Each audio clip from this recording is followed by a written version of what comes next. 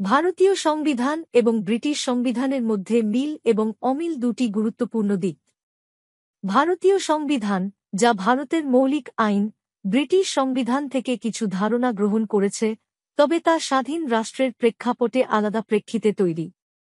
প্রথমত, উভয় সংবিধানেই সংসদীয় সরকার ব্যবস্থা প্রতিষ্ঠিত। ভারতীয় সংবিধানে প্রধানমন্ত্রী নির্বাহী প্রধান, আর ব্রিটেনে রানী বা রাজা সাংবিধানিকভাবে রাষ্ট্রপ্রধান হলেও কার্যত রাষ্ট্রীয় ক্ষমতা সংসদের হাতে থাকে।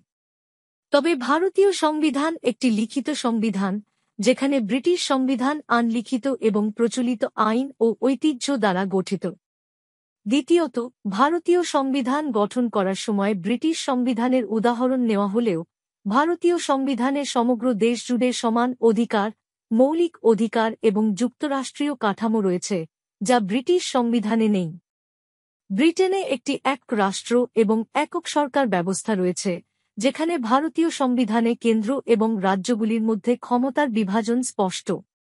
অন্য একটি উল্লেখযোগ্য পার্থক্য হল ভারতীয় সংবিধানে সমাজতান্ত্রিক ন্যায়, সাম্য এবং সামাজিক ন্যায়ের প্রতিশ্রুতি রয়েছে, যা ব্রিটিশ সংবিধানে সুনির্দিষ্টভাবে উল্লেখ করা হয়নি।